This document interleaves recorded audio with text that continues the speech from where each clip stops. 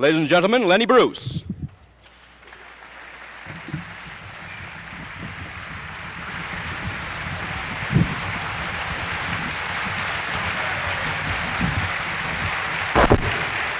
Thank you, thank you, thank you.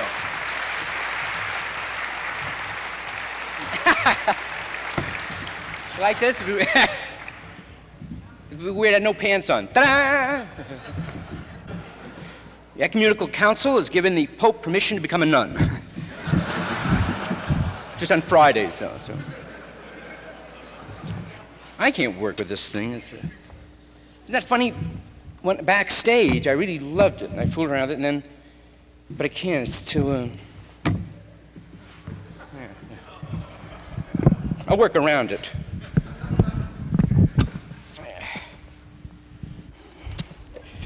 Does it look religious? It looks sort of religious, doesn't it? Ladies and gentlemen, the President. Yeah. That's it. That's faith and goodness. And veneer. There's more churches and people that work for the church than I think there are courthouses and judges. So actually what it is, Catholicism is like Howard Johnson. And what they have are these franchises. And they give all these people different franchises in the different countries, but they have one government, and when you buy the Howard Johnson franchise, you can apply it to the geography, whatever's cool for that area. And then you pay the bread to the main office. Then you have to, keep a certain standard, which is cool. But it is definitely a government by itself. And I think that's what we're doing in Vietnam. Because the communists are a threat to those jobs. That's where it's at, And I think that's what it's always been, that those two factions are always bitching and fighting with each other. And so actually we have the Catholic government inside our government, and they have this bitch with the communists because they're always fighting over the work, and then when they take over, they do them out of a gig. So what happens is that, because Catholicism is here, and the people who work for it are here. And that's another big problem. The people can't separate the authority and the people have the authority vested in them. I think you see that a lot in the demonstrations. Because actually the people are demonstrating not against Vietnam, they're demonstrating against the police department. Actually against policemen. Because they have that concept of the law, that the law and the law enforcement are one. And it started, said, well, we have to have some rules. That's how the law starts, out of the fact. Let's see. I tell you what we'll do. We'll have a vote. We'll sleep in area A. Is that cool? Okay, good. And we'll eat in area B. Good? Good. We'll throw a crap in area C. So everything went along pretty cool, everybody was very happy. One night everybody was sleeping. Guy woke up, pow, got a face full of crap. He said, hey, what's the deal here? I thought we had a rule. He says, eat, sleep, and crap, and I was sleeping and I got a face full of crap. So they said, well, the rule was substantive. That's what the 14th Amendment is. It regulates the rights, but it doesn't do anything about it. It just says that's where it's at. We'll have to do something to enforce the provisions, to give us some teeth. Here's the deal. If anybody throws any crap on us while we're sleeping, they get thrown in the crap house. Agreed? Because, well, everybody? Yeah, but what about if it's my mother? You don't understand. Your mother will be the fact. That has nothing to do with it. It's just a rule. Eat, sleep, and crap. Anybody throws any crap on us, they get thrown right in the crap house. Your mother doesn't enter into it. Everybody's mother gets thrown in the crap house. Priests, rabbis, they all go. Agreed? Okay, agreed. Okay, now we're going along very cool, Guy's sleeping, pow, into the face full of crap. Now he wakes up, he sees he's all alone, this guy. And he looks and everybody's having a big party. He said, hey, what's the deal? I thought we had a rule, eat, sleep, and crap, and you just threw a face full of crap on me. They said, oh, it's a religious holiday. And we told you many times that you're going to live your indecent life and sleep all day. You deserve to be thrown crap on you while you're sleeping. If you want to sleep all day, and the guy said, bullshit. The rule's the rule, and this guy started to separate the church and the state right down the middle. Pow! Here's a church rule, and here's a federalist rule. Okay, everything's going on very cool. And the guy said, hey, wait a minute. Although we made the rule, and how are we going to get somebody to throw somebody in the crap house? We need somebody to enforce it. Law enforcement, okay. Now they put the sign up on the wall, wanted law enforcement. Guys apply for the job. Look, here's our problem. See, we're trying to get some sleep, and people keep throwing crap on us. Now, we want somebody to throw them right in a crap house. And I'm delegated to the hiring here, and so here's what the job is. You see, they won't go in the crap house by themselves. And we all agreed on the rule now, and we firmed it up, so there's nobody gets out of it. Everybody's vulnerable. They go thrown right in the crap house. But you see, I can't do it because I do business with these assholes. And it looks bad for me, So I want somebody to do it for me, So I tell you what, here's a stick and a gun, and you do it. But wait till I'm out of the room. And whenever it happens, see, I'll wait back here and I'll watch, And you make sure you kick him in the ass and throw him in there. Now, you'll hear me say a lot of times that it takes a certain kind of mentality to do that work, and all that bullshit, but you understand it's all horseshit, and you just kick him in the ass and make sure it's done. So it happens that now comes the riot, or the marches. Everybody's wailing and blah, blah, blah, blah. Now you got a cop there who's standing with a short-sleeved shirt on and a stick in his hand. And the people yelling Gestapo at him. Gestapo, you asshole, I'm the mailman. Gestapo. Now,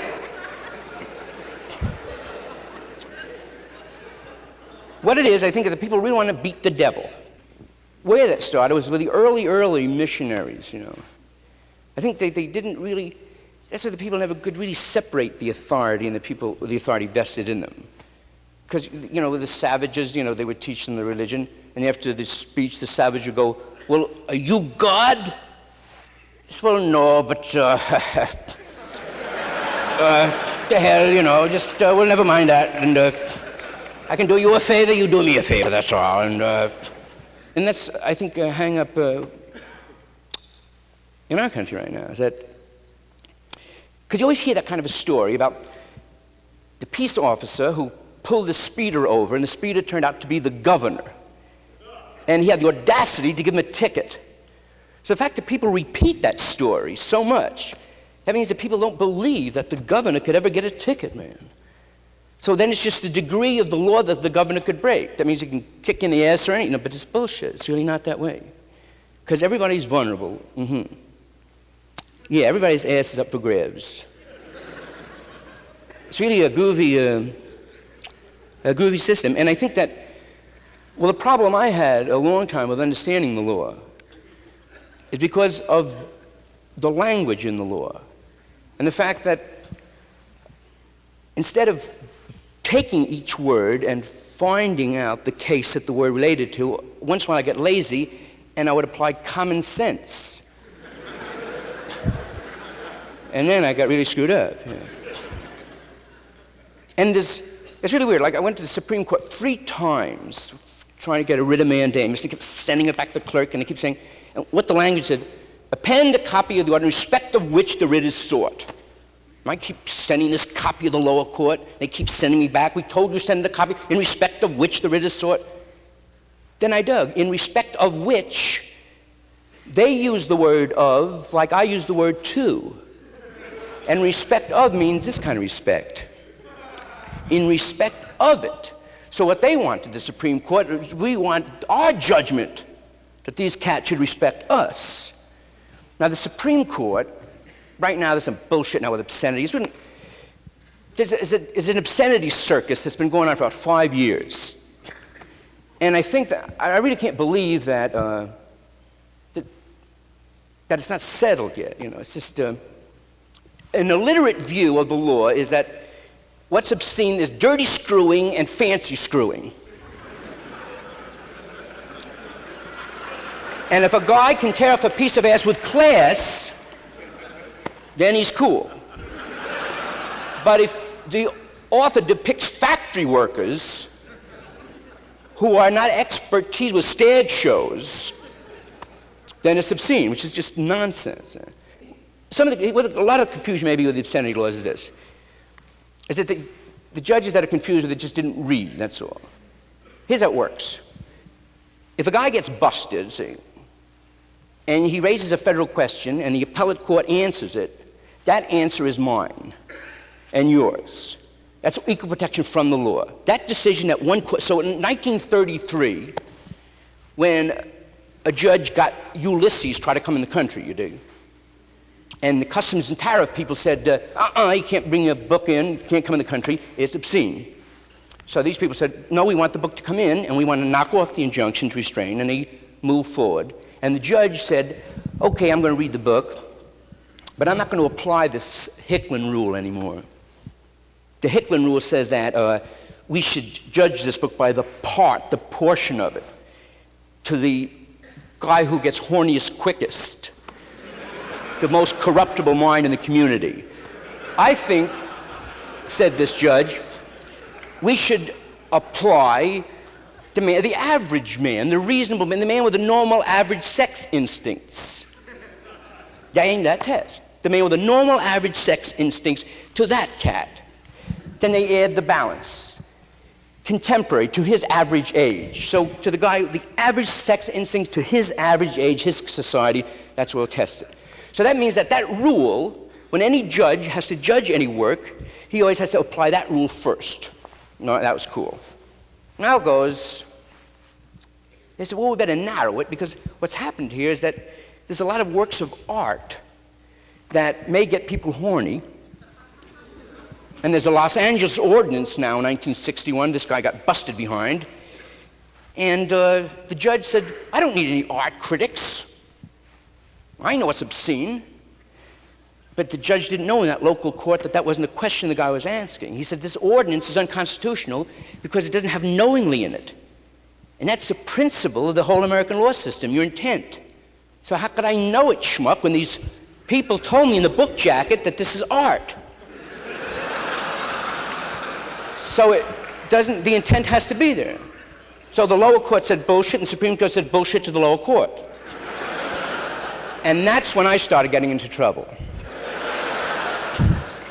Because from 61 on came the argument between petulant lower court judges and the Supreme Court and spoiled rotten DAs. When they lost the case, the city attorney in Los Angeles, every time he'd lose in Washington, I'd get my ass kicked when he got home. Just bitching, bitching, bitching. And still freak the Supreme Court, they keep moving ahead, moving, they're gonna do it their way. Now comes California legislature, 1961. And the legislature here are geniuses, and they came up with some capital words. They said, what's the sense of making the artistic merit of a work a defense to a prosecution? Because after the guy's busted, his ass is in jail. Then he has to defend himself. Let's take it out of the defense to a prosecution, move it to an element of the offense. Now it's a crime to be utterly without artistic merit. That means the guy who makes the complaint, the burden is on his ass to prove it. He's got to schlep up 50,000 art critics. And if they would accomplish that, and then a lot of people say, well, geez, can't you find anything that's obscene? Is there nothing obscene? Why we have this desperate need for it now is because so many lawyers lost their ass on it, that it seems only right that we should have it. I mean, you tell me nobody can commit treason? I mean, Christ, and then to you nothing's treasonous. No, it's very tough. It's very tough to stop the information. That's where it's all at. Because the word the guy says is of no consequence. What the Constitution forbids is any bar to the communication system. They want nobody to abridge the right to say it one time, and one time to hear it. Nothing in the middle. Nobody to tell you beforehand that this isn't too cool. Because the information makes the country strong, because a knowledge of syphilis is not an instruction to get it. And only if the country can know about, that's why the church and the state have to be separated all the time. Because the church only wants certain kind of information from their government. But since we have a lot of churches and a lot of different people in this country, we got to know about all the bad, bad shit. The worst of everything, the knowledge of it to be protected against it. Because if you don't have the knowledge of it, and you just know about the good, and they just let the good come through, seeping through what they think is good, you end up like Hitler. Because he really got screwed around by that. He kept saying, am I doing it right? You're doing great, they love you. Don't bullshit me, they don't like me. They love you, don't listen to those liars. Kill him who said that. And we really got to separate the judicial, executive, and the legislature. And the most dangerous department, just the department itself, is the police, the district attorney. Not the man, but the department is very dangerous for him, because it'll gobble him up. And the whole reason for the Constitution was that there was like one king. He was the executioner of everything. So they said, how we'll do it now, we'll really make it safe. We vote on the rule, eat, sleep, and crap. That'll be the law, constant. Then if anyone busts us for eat, sleep, and crap breaking the rule, they have to go first to the judge. The judge has to look up the book, and then it'll make a round robin. Otherwise, no one guy. But what happens, $200 police undercover girl investigation, $200 call girls. Now, there was no warrant for search. Now, the Fourth Amendment and all those things, because of bad kiss-ass newspaper, have been turned into protection for thieves. They're not. It's to protect the executive branch from becoming thieves. Because what happens is that without judicial superintendence, in other words, if the executive branch can make any inquiry at all without judge signing it, then he can go to the whorehouse every night. And he can spend $200 a night getting laid every night. When he gets caught, what are you doing? I'm investigating. But if he's got a whorehouse warrant for search, then there's no bullshit.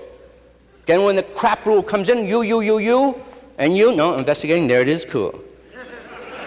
Describing particularly what I was searching for, what the complaint was. Because what happens is that the money spent on a 2-month undercover investigation of hookers, maybe $15,000, now when you go to court, the whore is on the stand. She's not going to say she got $15,000. She's going to say, I didn't get a nickel. Cop's going to say, well, what do you expect from whores? Maybe he didn't get the 15 grand. And that's always the desperate need to control vice. That's what all pornography is. If you check the records, there's not one citizen that bought a dirty book. Every case has been initiated by the police department. So it's not literature, they just big smoke screen. There's money spent on those books. A fortune pissed away. How many copies of Henry Miller? And they don't even read them, it's all bullshit. $5, okay, $3, certificates, slips. And then when it really gets dangerous is, see what happens, it's the poor people who get like hung up with good and evil instead of right and wrong. It's like Prohibition. Chicago is still crippled from that, from the disease of Prohibition. Because what happened is that the moralists who thought they were moral didn't realize what was happening. They kept saying, yes, keep the Prohibition on. Meanwhile, the cops are making bread at gamblers and nafkas and swinging. Because when it's the law out in front, then nobody has any excuse. No priest can be in a whorehouse blessing, kissing them, saving them. No cop can be, no bullshit. Everybody's up for grabs, that's it. Stay out of there. That means everybody. No protecting, no local home rule whores. My position is that since the Constitution says that, there has to be judicial superintendents, that no peace officer has any place talking to anyone or making any inquiry whatsoever. Search warrant is prerequisite to the inquiry. Because if he's allowed to make any investigation, for a noise even, then he's allowed to make determinations of who looks suspicious. And the only people who look suspicious to Jews are Irish drunks. So it's all bullshit conclusions. Who could look suspicious? As soon as you have suspicious-looking people like Nigger Town, Whore Town, Pollock Town, Kike Town. Yeah, there's nobody. You can't hear the noise unless he sees the crime solid. Otherwise, he can take the police car and stick in 2 ex-convicts, friends of his, and say, look, here is the area that I'm sworn to protect. We're going to break in this warehouse, and I'll lay outside dead. We'll haul the shit away in my car. If anybody comes on us, we're investigating. And if we get caught in the interim, we just arrested you. All right? Solid, solid. Well, there's a Sally Stanford thing, for Christ's sake. They had a different gimmick there. The guy was an off-duty, had an off-duty detective agency. So that gave me an excuse to carry a piece. Yeah, it's a lot of bread, a lot of money. And what's happening is that the crime rate, see, has disappeared almost. And the task force that we hired are getting bigger and bigger and bigger. There's never any layoff in the police department. Well, here's what I figure happened to the crime rate. First thing, the basic need to steal is like for coal, you know, you're hungry, all right, so now the economy is up, so that went disappear. Okay, now the second need to break the law is for some sort of, you'd have some status, that you'd be some virility. Okay, the fact that now we have health and safety, it gives these people analysis, that screw that in the ass, because no one wants to be sick. So as soon as to be helped, that screwed up that whole scene. Now there's just nothing left. Narcotics, now they finished with heroin. There was, I think in 1951, there was probably about 7,000 dope fiends in the state and maybe 50 narcotics officers. Today, probably, there are about 15,000 narcotics officers and 4 dope fiends. 1,500 Niling testing stations, lupometers, and they got 4 dopey junkies left. Old-time 1945 hippies. Yeah. Okay, one guy works for the county undercover, the other guy works for the federal heat. Okay, so finally they went on strike. Look, we don't use dope anymore, we're tired. Come on out. We just after the guys who sell it. Schmuck, don't you remember me? Arrested you last week. I'm the undercover guy for the federals. I thought he was the county guy. It's like Sambo running around the tree. He works for the federal, he works for the county. Look, we're after the guys who sold it to you, okay. But nobody sold it to me. I bought it from him. I told you that. Well, we just point out one of the guys. Don't you know them? There's 4 of us. I told you that. Just tell us the names of the guys. Cooperate now. Tell us everybody. Okay, he was a Puerto Rican. He drove a green Buick. Okay, we'll wait for him. Okay. Had 3 days, that schmucky investigation. Is that him? Oh, I think it's, I think he was Hawaiian anyway, okay. Okay, don't forget if you hear from him, okay, I'll call you the first thing, okay. Okay, now they finished up with that nonsense, and they says, let's see, now we've got all these hospitals. You mean to tell me that you guys are going to screw up a rehabilitation program? You mean to tell me that if you're not using any dope, you certainly know some people who need help? We don't know anybody. We don't know anybody, please.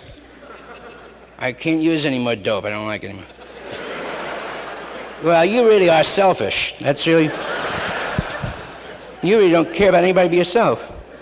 You know, we have a center to rehabilitate people with 1,500 empty beds. I know I'm shitty that way. I'll try, but okay. Okay, so now they've dangerous drugs. Okay, now the insanity in that area is that the reason that heroin is verboten, it's no good for the people.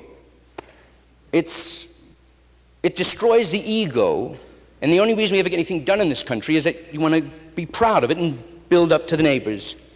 And if the opiate schleps all that away, and the guy goes, the top comment he'll come up with, the guy who builds the building is, hey, that's cool, and that's it. So it's no good. It's no good for everybody, and that's why it's out. But the source is no good. That's where it goes right to the source. But dangerous drugs, the connection is Park Lily. It's Olin Matheson. The source is not bad for the people. So the only difference between the felon is the guy who can't afford a prescription. So they legislate against poor people, which is really schmucky.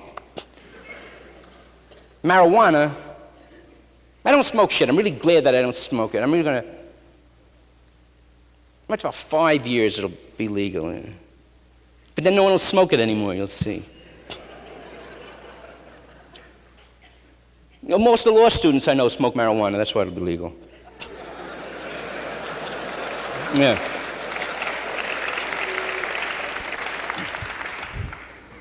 You know what I'd like to investigate? Zigzag cigarette papers. Yeah, bring the company up on it. Now, we have this report, Mr. Zigzag. Certainly, it must have been unusual to you that Zigzag Papers have been in business for 16 years and Bugler Tobacco has been out of business for 5 years. This committee comes to the conclusion that the people are using your Zigzag cigarette papers to roll marijuana tobacco in it. Oh, shit, that's right, lots of it. Rolling it and smoking it. You know, I really felt sorry for that cat, what's his name, Walden, the Grand Kleagle, because it's a repeat of the communist witch hunt. The fact that the Ku Klux Klan, one guy lynched people, that means that everybody who ever belonged to it or knows about it lynched people, which is bullshit. So what they do, and it's really, when your ass is on the pan like that, I'm sure it's really frightening. Especially when they take you, where did they hold that investigation? Oh, that's really outrageous then, because they can't do that. It has to be in the district. He has to be tried by his peers no matter what in his district. Because when you take him out of his district, is one trauma, because you take him in a whole different geography. And Southerners are the people of the earth. It's a different country. Religious people, and then the talk is different than the North, and they're rapping questions at him. And here's one out of every 10 words. And it's just really frightened. Dig those schmucks. They're pissed off. You're really not real Ku Klux Klan, man. You're not spending the money on rope. You're having good times with it. No. Yeah, is that ridiculous? This poor cat didn't want to admit that he was an American citizen. He kept saying, I refused, I declined. And that asshole Time magazine really always make that same shabby, the Fifth Amendment. And he declined so many times that he mumbled it and declined. Naturally, the cats want to admit anything, because the last time he admitted anything at the Constitutional Convention, they carpetbaggers screwed his granddaddy's ass. That was it, bye-bye. So he's very weary, and wary of the North, because he knows it's a whole different scene. And it's amazing that the Southerner has no hostility for the Negro, the same way as the court has no hostility for me. They have the hostility for the people who defend me. That's why they yell all that shit, play drop the nigger, to bug them. So it's the banner fighting between those two people. Oh, a lot of dues. Lyndon Johnson, they didn't let him talk for the first 6 months. It took him 6 months to learn how to say Negro. Negro. Right. Okay, let's hear it one more time, Linda, now. Okay. Let him pose again, okay. Okay. Negro. Oh. Now, can you say, look, say it quick, Negro. Okay. Nigger, oh, nigger, oh. I can't help it, I can't say it, that's all. I can't say nigger, I'm pissing in bed and everything is stuttering. I can't, what the hell, nigger, Let me show my scar. No.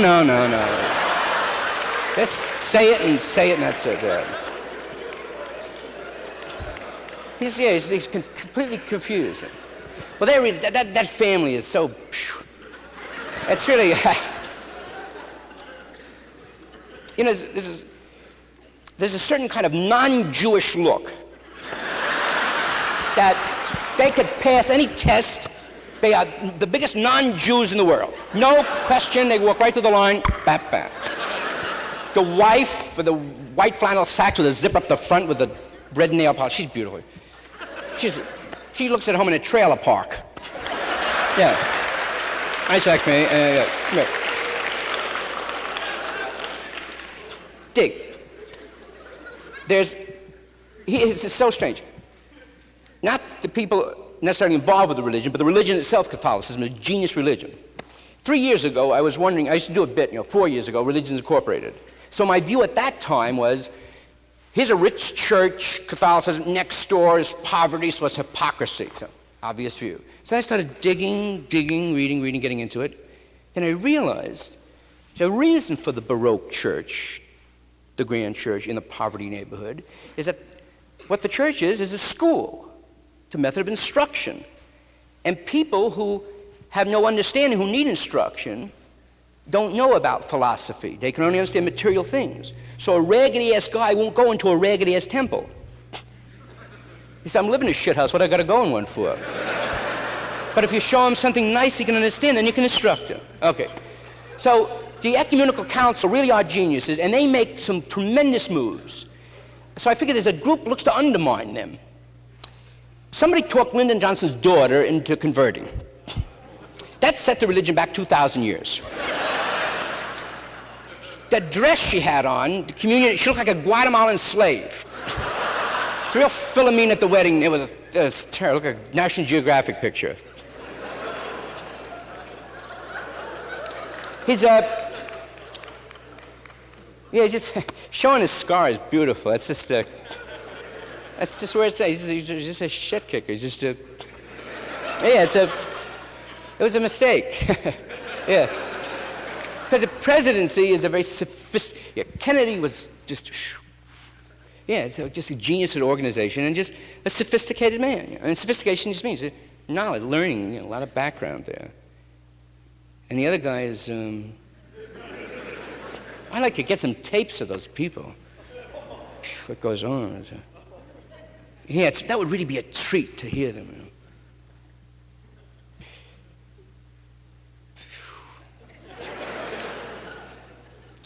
I was just thinking of the guy, the picture of Oswald when he got shot.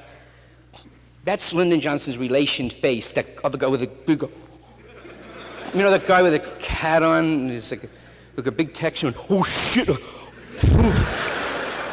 To be that obvious, to be able to react, to get that practice, because someone get yelled at.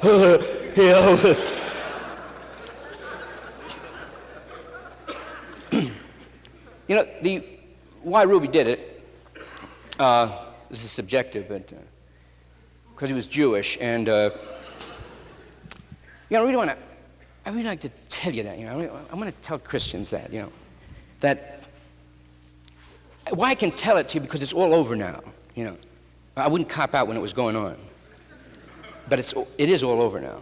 But up to about 6-7 years ago, there was such a difference between Christians and Jews but maybe you did know.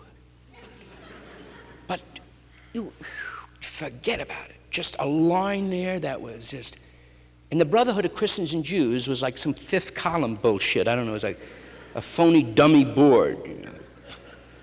Yeah, because no, I don't think so. I don't think the Christians did know it, because only the group that's involved, it's like the defense counsel knows it because has a narrow view, where the DA, he's hung up with a bigger practice.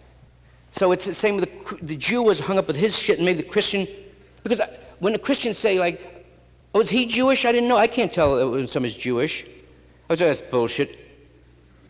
But he can't, Because he never got hung up with that shit, you know.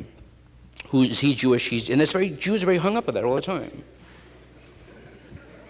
Why Ruby did it? See, when I was a kid, I had a tremendous hostility for Christians my age. The reason I had the hostility is that I had no balls for fighting, and they could duke. So I disliked them for it, but I admired them for it, and there was a tremendous ambivalence all the time of admiring somebody who could do that, you know, and then disliking them for it. In the neighborhood I came from, there were a lot of Jews, so the problem, there wasn't a big problem. And my elders were not concerned with punching. But Ruby came from Texas, and a Jew in Texas is a tailor. What went on in his mind, I'm sure, is that if I kill a guy that killed the president, the Christians will go,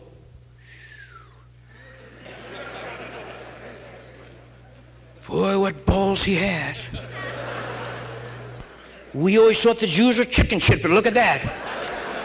A Jewish Billy the Kid rode out of the West. And the Christians will hug him and kiss him and love him, and boy, they'll say, oh boy, he saved everybody. But he didn't know that was just a fantasy from his grandmother, telling him about the Christians who punch everybody. Even the shot was Jewish. The way he held the gun, it was a dopey Jewish way, like. You know, D'Artagnan. He probably went nah, too. That means there in Jewish, like nah.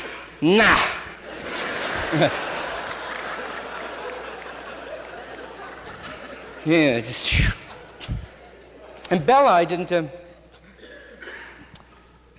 He forgot the geography. No, it's the same kind of law, but it really is in the words. You just have to speak them slower in that area, and you have to dress.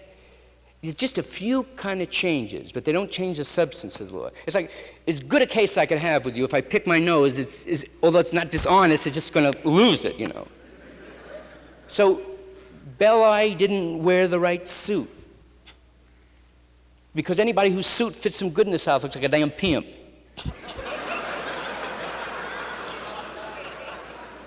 And he should have known that, but the fact that he was offended with the judge chewing tobacco, because that's a natural thing down there. There was like a dopey picture I saw going around, and it said, this is your local police department, and it showed some kind of cops in a southern place, and they were laughing, and the guy was smoking a cigar. That was it. But that's just the behavior in the Southern court. And the fact that everyone was laughing, they don't know that Southerners are just, they're childlike in that area. They're not sophisticated with picture taking. They see, picture, smile. That's why they were smiling in the picture. They're not arrogant, but they're just supposed to smile when you take a picture.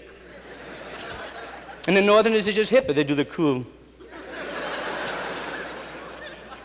So Belli trying to sell those jurors anything. The voir dire must have just broke their balls, you know. That qualifying must have really got them good and crazy, you know, 2 days, you know. Yeah, any attorneys here, forget that. If I was an attorney, I would grab here would be my picture.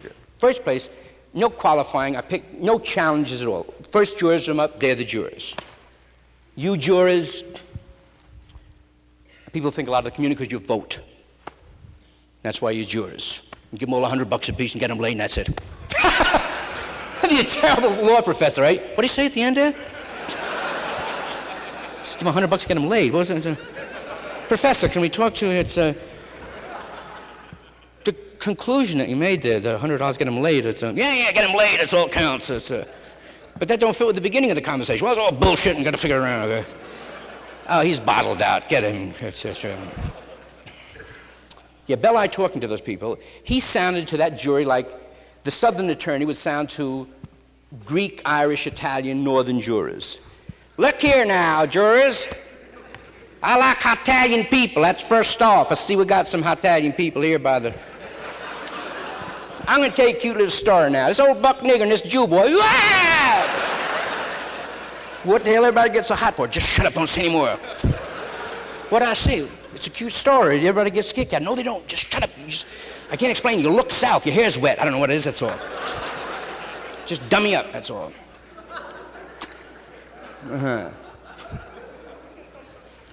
Faggots. Dick, isn't the argument against pornography that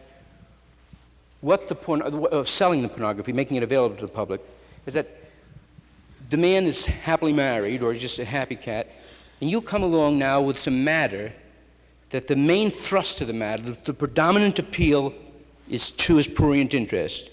And what you're doing, you're entrapping him.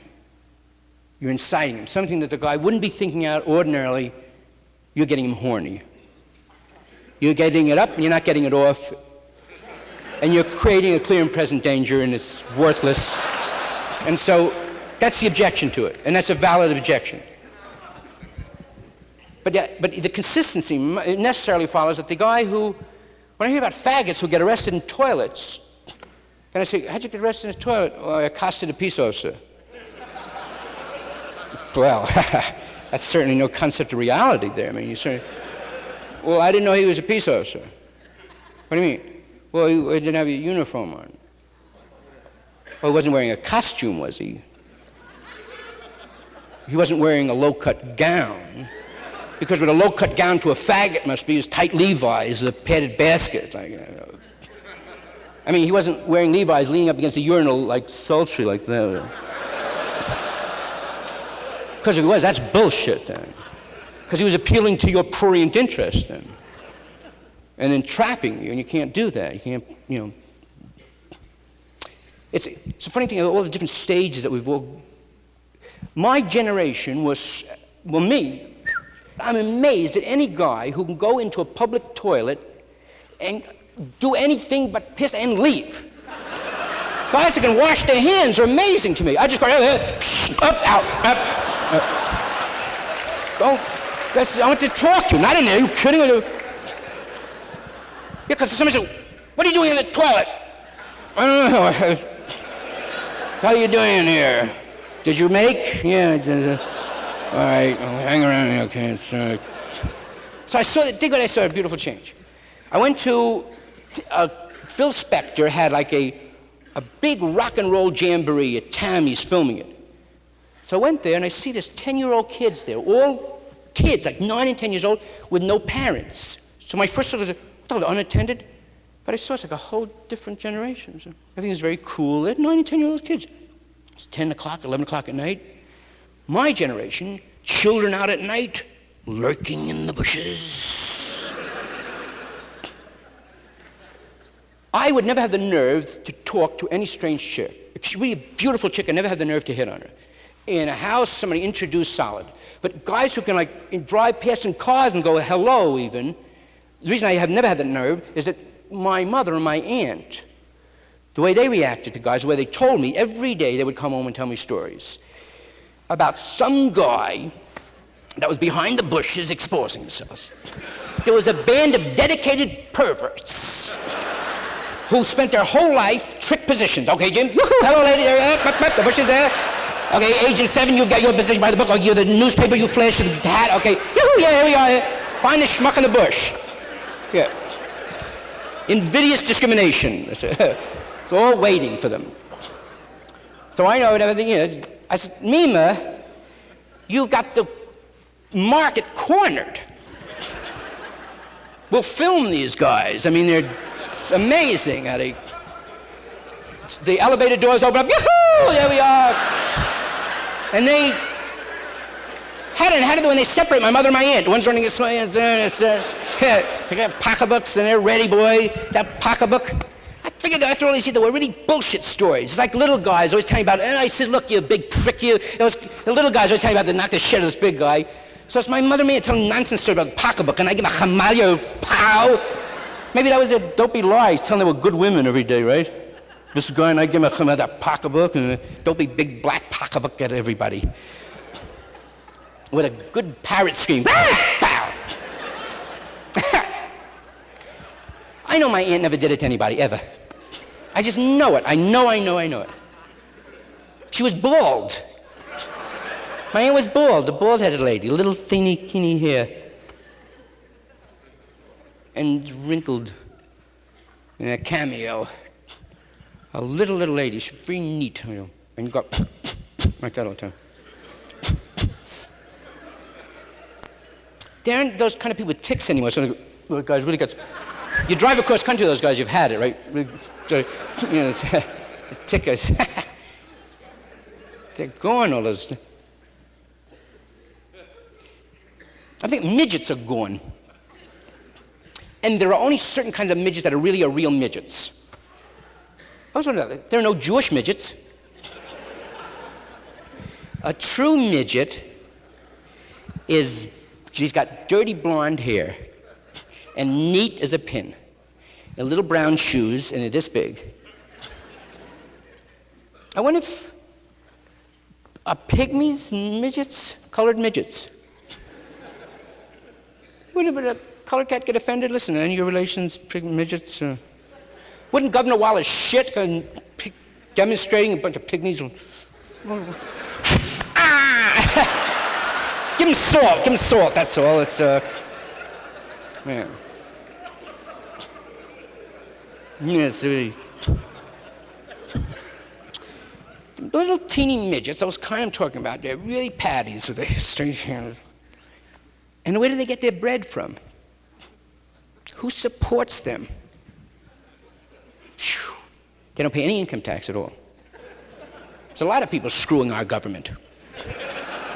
So don't be too nice to them, because we'll drag you up before the House Un-American Activities Committee just for encouraging them. By omission, it was your duty as a citizen to bust their ass. Demand. Where are you getting your money from? They hate to be picked up, they hate that. That's why I hate them, because they don't want to be hugged. I picked one up so they got mad. Put me down, okay, but you're so cute, I'm picking you. Comb their hair with soap.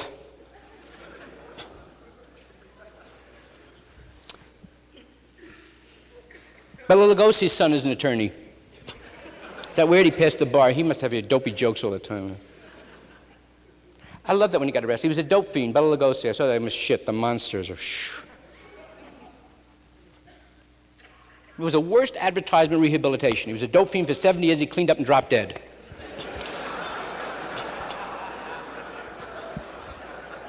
The scene is. I just, you know, I was relating to Christ, but then did you read that in the paper about the, was it geologists? Well, this is a vague recollection I have it, that it was the custom at the time Christ was crucified for Jewish women to give the people who were about to be crucified a drug that would put them in a death-like trance. And that this happened, that Christ's mother gave him the drug, and that he was, you know, so it's, wow, it's amazing that if that's true. Ruby gets paid back. How the Negro and the Jew got into show business. The Negro had a boss that worked him 20 hours a day. So he wanted to get off a couple of hours. And the guy could get back to work. He said, I don't feel good today, I'm on that bullshit. Get back to work, back to work. He kept coming up with different gimmicks. My kid's sick, get back to work. Kept trying to come up, how can I? Oh, Lord.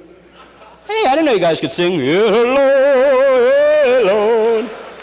Hey, put the hoe down. Come on, let me hear that again. My Lord. Can he sing? Oh, he sings. Come on here. Oh, Lord, oh, Lord. Get some wine. This is okay. A party, and the weeds went over everybody, right? And sang their ass right off the farm. Now, the Jew had a hipper boss. You couldn't bullshit the Egyptian that quick, no. You kept working at it, working. Never mind a horse shit, thank you. We got the pyramids to build, and that's where it's at. Get it up, takes your generation, next generation, do a nice workmanlike job here. Oh, thank you. Get out of here with the horse shit and stop it now. Coming very fine, very fine. What a gig, right? You know, you got another 40 years on the job. That's a, you still can't get a piece of straw through there. So the Jew kept working at being charming, working at it, and didn't never carry it off. But he got so good at it, that was his expertise. He says, hey, let's go watch the Jew be charming. Hey, Jew, do that charming bit for us there. We know you're bullshitting, but you do it so good, we get a kick out of it. So now the Jew has got theater. He's the actor. He's the charming actor. Now he has the show business industry knocked up. He has the film industry. He controls it. He's writing the pictures. And he's making the images. The people are the good people and bad people. Now, you never see any Jewish bad guys in the movies whatever, ever. Ever, ever. And you see a lot of pictures about Christ, a ton of religious pictures, in the most respectful position. And the reason that is, I'm sure, the way of the Jew saying, I'm sorry. That's where it's at. And I wanted to do a film showing, because I'm sure that day in the cell, it's just like in the tank, you know, like 4, 5, 6 people in the cell there. And there was cessness, disness. And they said, okay, you're going to get crucified. This guy was probably crapped out in the corner, cessness. Okay, you too, what? You get crucified today. Get my file down here, bullshit. Okay, get ready, all you guys. You're all getting crucified in the cell. Look, I'm the good thief. What are you bullshitting me for? I'm in here for checks. Come on, you get ready, getting crucified. I'm not getting crucified. Get my file down here. I'm the good thief. I'm here for petty theft. You understand? Checks. I'm going to get crucified now. I don't know what the hell this guy's doing, but it's good luck to him. Okay, now he sees it getting all ready, and they're moving him. Hey! Are you kidding with this shit? I'm not getting crucified. Hey, mister, do me a favor. There's a mistake here. They think that I'm with you for some reason here. And Christ says, don't worry, you'll be with me. Come on with that. I'm not with you. But tell him. Come on, it's no joke now. We're going up the hill here. He's praying, and everybody's praying, and pushing him. Like, come on with it. Hey, get the public defender. Come on, this is bullshit now. Okay, now up on the cross. Hey, mister, please, before it's too late, do me a favor, okay? Tell him. He said, don't worry, you're with me. Stop saying that, will you? I'm not with you, okay? I mean, I'm with you, I like you, but stop telling these assholes that I'm with you. They think I'm with you means that I'm with you. I conspired with you. I don't know. Look, don't be pushy. I like you, okay? I don't know what you're talking about. I woke up, all I know I'm getting crucified. I'm here for checks. I can't get crucified. I'm being denied due process. I'm entitled to do my time for checks first. And I don't want to get crucified. I can't go now, okay? I'll meet you later. Come on, don't be pushy now, okay? Okay, mop, they all went. Another guy came back. Hey, you're right. I know you weren't bullshitting, but I had a lot of faith in you, but you meet a lot of weird people in the joint, you know. You relax, I'll talk to the press. That's all. He started to wonder about if the Messiah is going to come back. Moses is hanging it up. They try to get him back about 5 times already, and he will not come back because he's embarrassed, because Charlton Heston is 6'3", he's 5'1". And he's vain. I can't, I'm smart. No. It's what you got up here. No. I ain't got no clothes anyway, I look weird. I got my teeth fixed. No. It's a quick flash. The Pope is too much. It looks like the Birdman of Alcatraz and Eichmann combined. Here. He waver. He's just, arriva. He's really cute, just a little bird. I wonder what was going on in his head there. Spellman looks like Shirley Temple. He's That's like I get in trouble for in New York. Just saying that. But a priest told me that. That's what burns me up. That's what really pissed me up. I suspect you mean Shirley Temple. That's funny, Shirley Temple. That's good imagery, right? The post office. Do you know how much I love the post office? I love the postman so much. I really feel like that's the only place where the authority and the man are one. That's the man. They're incorruptible. I don't know anybody who knows a postman's name. They're really snotty, man. Who would have the audacity? Come on, have a drink. Leave the truck there. I feel that the postman, the people who work for the post, and it's amazing, they're maintaining any order there. No police authority, just cool, post office. There's always a Japanese guy behind the registry window, and it's a trick thing. They have a treaty. One Jap, one... Yes, but I know that they have the true law, because with the law is not concerned with your purpose, how noble it is. And the postman wouldn't let a package go 3 cents light for the rabbi's priest's ass. He won't get off it, Jim. Are you kidding? You want all those people to die for 4 cents? Sorry. Who would have the audacity to ever try to cross that line? Look, I know where the package is. You kidding with that? Open the box up right now. It's mine. Nobody would even say that to him. You know, he didn't need a gun. He just goes, Just that. There's always a certain kind of weight. I wish somebody... If I ever heard of a theft at the post office, I'd die. What? Oh, yeah, they opened up the mail and they've been reading letters. And, at the post office, going through snow and sleet. But they don't like when dogs bite them. That's one thing, they won't put up any shit. The dog bites, that's it. We're not delivering any more mail to you. Think what balls a sheriff in Sacramento County had. His dog bit the postman. Postman says, no more mail. This is bullshit. We'll give you no more protection. They don't need it. They got the stamps hidden. I have a book here I want to show you. Debbie as a Nun.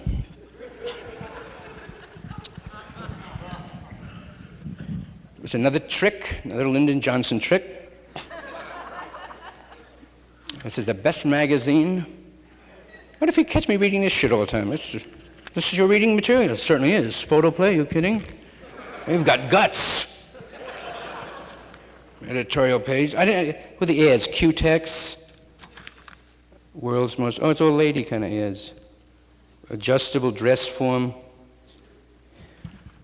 I didn't finish the story about the nun story here. Let me find it. There are no more movie stars. Doris Day. Rock Hudson, why Elvis locked himself in his bedroom for 3 days. Patty Duke.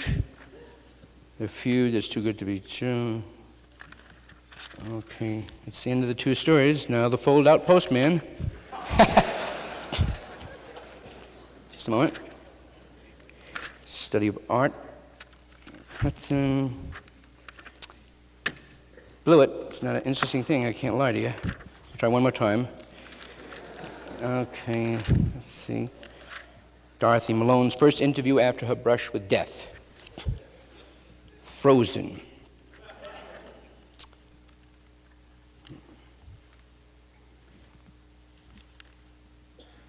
A balcony up there. Hope none of you guys are doing your usual tricks in the balcony. Don't bring any heat on me, you know. Do your pervert stuff in the newsreel theater, but not... You know, you got a time and a place, you know. Okay. Oh, okay. I increased with the fabulous Mark Eden method, I increased my bust measurement from 34B to a full 36D. Just 8 weeks. I always give you time limits, right? Just know you got something to look forward to. The 8th week, bing, boom. Barbara Hayes received her Mark Eden bust developer in course on April 1st, 1965, which time her bust measurement was 34B, and 8 weeks later, on May 20th, 1965, her bust had increased to a full and lovely, goddamn, a lovely 36D. That bitch is hunchbacked. But we kept our promise. We didn't say it's coming here somewhere. The Mark method just builds your back up. This amazing increase. I know that the guy that makes the copy for these must know that he's going to be read in jail, because that's the only body's got time to read all of that shit. Just forever and ever and ever. This amazing increase in bust size and contour is achieved solely through the faithful use of the Mark Eden bust developer. And of course, during that time, Barbara was adding these firm and lovely inches to her bust line. Her weight did not change. Her eating and living habits did not change. The only change she made in her life was to spend a few minutes each day practicing the fabulous Mark Eden method of bust line development, the privacy of her own home. As you can see from her after, in quotes, photo, she has certainly achieved a most attractive, full and shapely bust line for her efforts. She's doing those real numbers like that, you know, hunch over and the elbows pushing forward and standing on her head. Barbara Hayes is one of the many, many hundreds of women across the United States who have ordered the Mark Eden bust developer and who, through its use, are reporting gains. That's good, devious writing. Barbara Hayes is one of the many, many hundreds of women across the United States who have ordered the Mark Eden bust developer, comma, and who, comma, through its use, comma, are reporting gains of 2, 3, 4, and even more. That one letter we got was tough.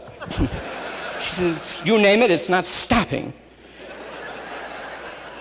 We get letters from women who are flat-chested and now feel like real women for the first time because of Mark Eden. Who are you, Mark Eden? Ah, damn you, rascal, you. Are there any real tits left? Damn your silicone. Are they real? I told you they're real. How will I ever know, though? They're real.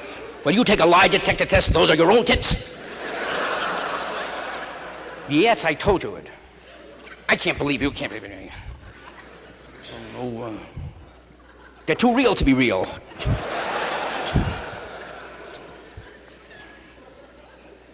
You know, the thing is this, I don't see any chicks that turn me on anymore, you know. Here's how I know I'm getting old. Because I really did go through that. I said, I haven't seen any girls that really stimulate me, that look good to me, you know. And it's really corny, but dig what I miss. Lipstick and powder. Is that weird? I like them with paint on them. To smell like ladies. Really, lipstick and powder. I mean, if I really get racy, pancake makeup. And a cheap black crepe dress that's low cut. Make a book up, see? And the book on this face will look like, it's one of those very, you know, erudite books. How to make out, same-sex marriage, those kind of nut books. You know. But if you follow the instruction in this book, you never make out at all, ever. It's really constructed so that's a zero, no score. Sell it for $45 in plain brown paper. Now what it says in there is instructions. Always go over the house for dinner and meet the folks. And don't forget, when you go over the house and meet the folks, you compliment, it's just the dialogue the guy's supposed to use. Say to the father, you know, oh, Mr. Johnson, boy, your daughter's got a terrific shape on her. God bless her, boy, she got a body, I'm telling you. And your wife has got a nice shape on her, too. Then, when you're out on the date, they like little jokes. Then there's certain kinds, maybe not for this generation, my generation, certain kind of things you just couldn't say, just verboten, just cringe, embarrassing things that no one ever, here's a kind of stab your heart joke. Just keep saying, what do you got, the rag on? Keep saying that, they like that. They like people frank. What do you got, the rag on? What do you got? Keep saying it all night. You know, okay. And then when you're in the car, if you just ask them in a nice way for it, just say, and be cute about it, use euphemisms, double entendre. Say, oh, I wonder if I could get some nookie. That's very cute. Oh, boy, I wonder who'd give me some nookie, boy, I wonder. And they just think that's so cute, and you'll get it right away. And just say extra things like, boy, I appreciate it. That always good. Boy, I'd appreciate that, boy. I'd tell everybody what a nice person you were, too.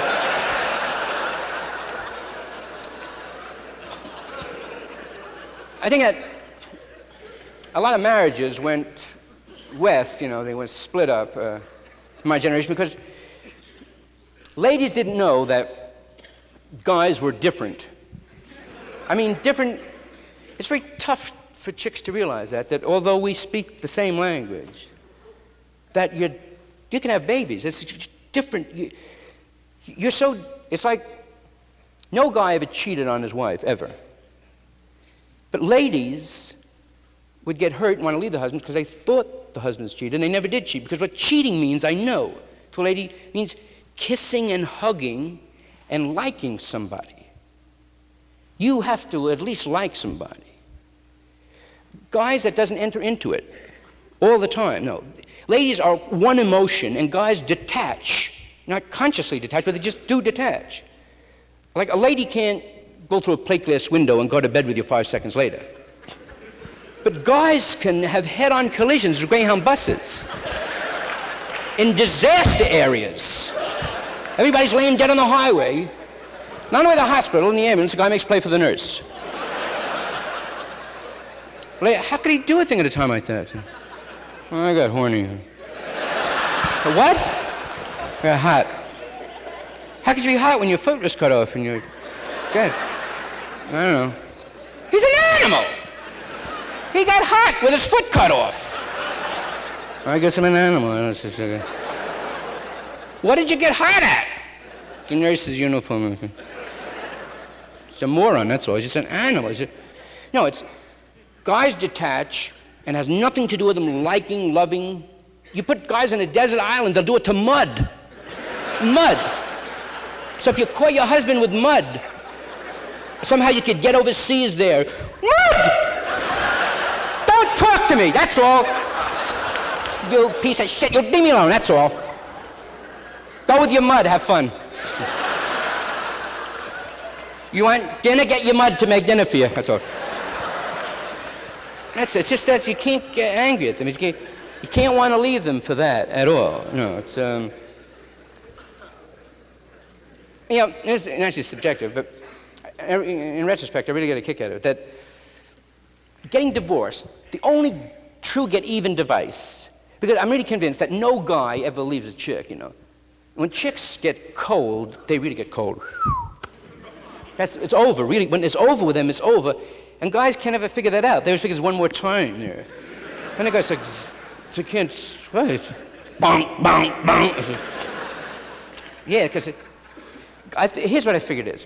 You always hear chicks say, you know, oh, I wish I could meet a man, you know, with some dignity, and this guy, you know, this guy can walk all over, you know, just be really a man. But chicks don't know that guys are like dogs. You know, you take a dog, you beat the shit out of him, pow! Pow, keep coming back. Ladies are like cats. You yell at a cat once, Siamese cat, psh, they're gone. So that kind of quality that ladies are looking for, you really want a guy to act like a lady. Because there's a ladylike trait, that kind of spunk and they don't need anything. I forgot what the fuck I was talking about, it's very good. And I blew it completely. Where was I? I went up to the lady. What's television shows? Once in a while, if I lose it, you know, and I try to bullshit and do this a while, but then it was really going, it's going. So, yeah. You see, that's what the problem of being a performer, and a judge can get away with that shit, you know. They're just completely dunced out, you know. Yes, I'll take that under consideration. Yeah. Let's see, I was here. Oh, yeah, I got it. Okay. I won't lose it again, but I'm trying to think where the thread of it was. Oh, yeah, okay. The get even. So the only get even you could have with a chick, because they leave you, are the kids. That's the only get even. That's the sweet revenge. Get the kids. So you can't be that obvious with it, you know, just get the kids because I'm going to get even with you, you shithead, you. So all the structuring, the foundation is, I went over there, the kid's wet. Schmuck, all of a sudden the kid's not gonna live like that. Every time I go, the kid's wet, kid's wet.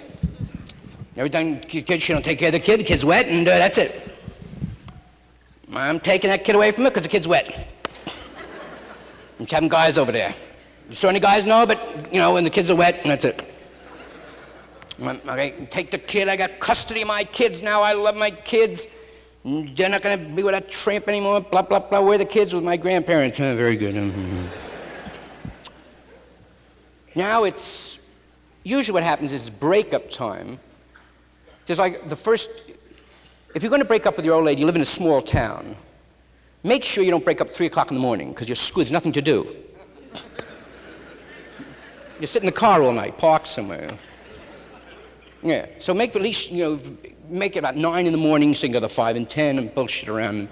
And, worry him a little, come back at 7 at night, Well, you never mind. Getting an apartment and so on. It's, yeah, because if you, the bad breakup, then there's like a long time breakup. If you're married 7 years, you got a kick for 2. Oh, yeah. I think there must be a mitzvah time.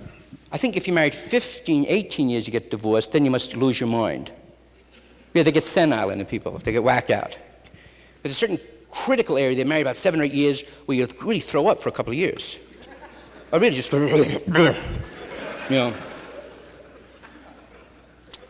And the way, if you broke up and you go any place alone, there's always moms that ask about your wife.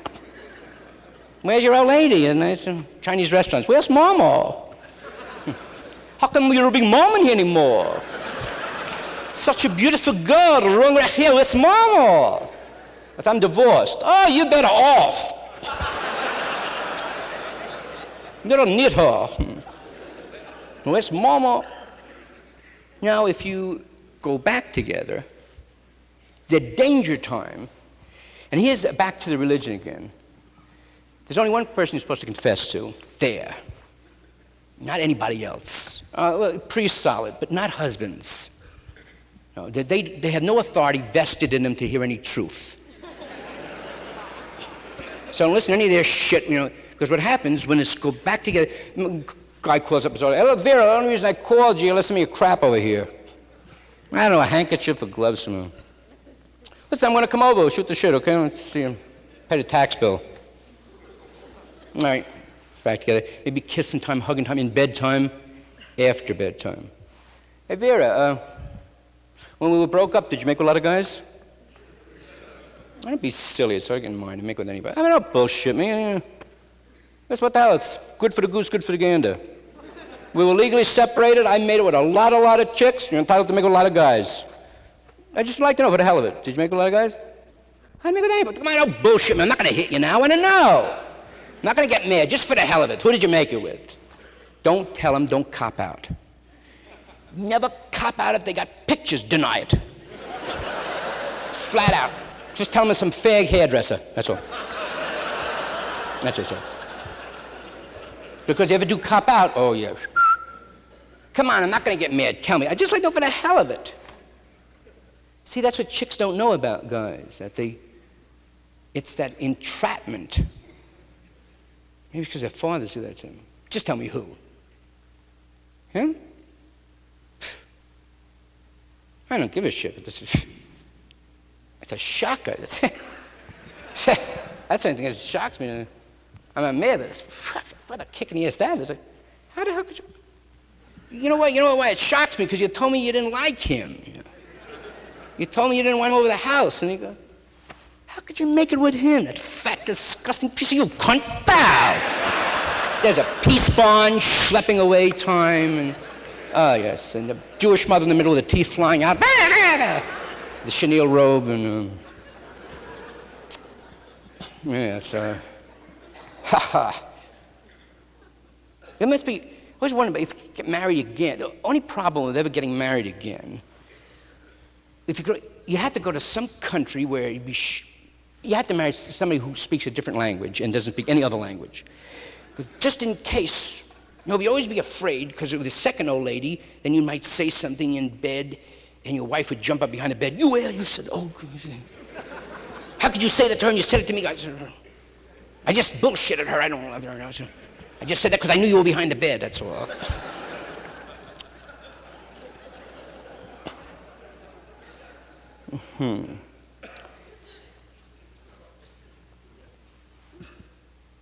Jewish mothers.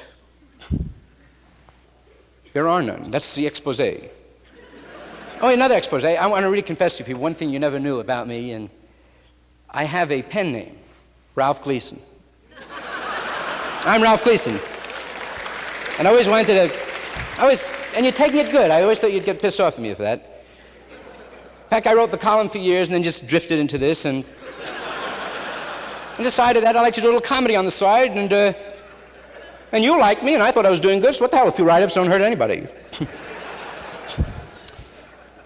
And you're taking it good, that's lovely.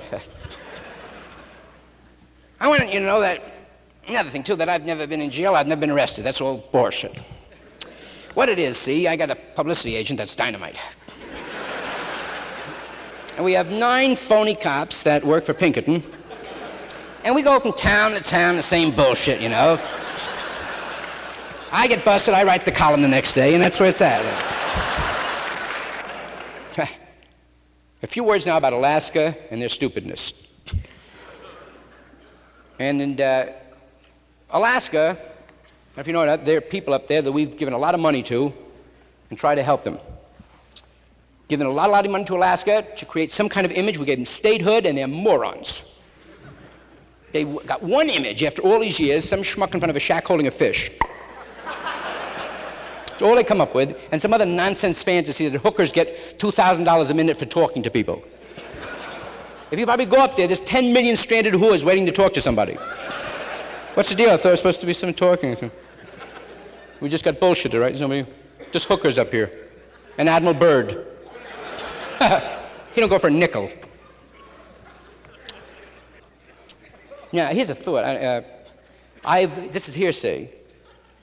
Somebody told me, see, they were using, the report was monkey glands on people so, you know, rejuvenate and they live longer. Okay.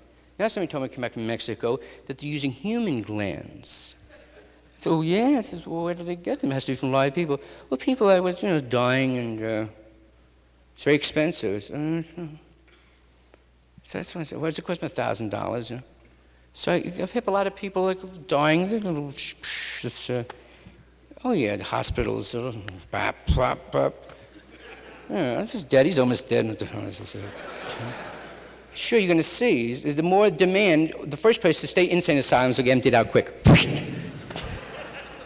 Yeah, that's the first thing. All the nut houses emptied out. All died very quickly. And oh yeah, definitely. Because it's all we have to do. See, our moral concept is what's accepted, what we will agree upon. And that's what the moral concept is. If we agree that killing a few will save the biggest, then we'll agree on it. Like that was the objection that Catholicism had for many years, that contraception is murder. It doesn't matter the degree of the murder, but since we all agreed on it, now contraception is bullshit in school. So it's just a degree. So if it comes right down to it, if we want to live a little longer, it won't be accepted. Just the sophisticated class, the gentry will cook with it first, you know. Yeah, listen, I know a place. Yeah, and as soon as, when the first time the government controlled, then they'll have the farms. Yeah, raising people to live. It's a good liver, good heart. You know. You'll accept it, yeah, you see. When it comes right down to the you go, bye-bye, these people don't know anything. They're raised for that purpose. Yeah, you should. I'm telling you. They like that. Okay. I want a paper saying that he gave it up. Oh, I can't take the guy's liver and his heart and his balls, all that stuff. Sure, you kidding. Better off without it. He gets it the next time, don't you know that? 9,000 years we've been living now. Yeah, it's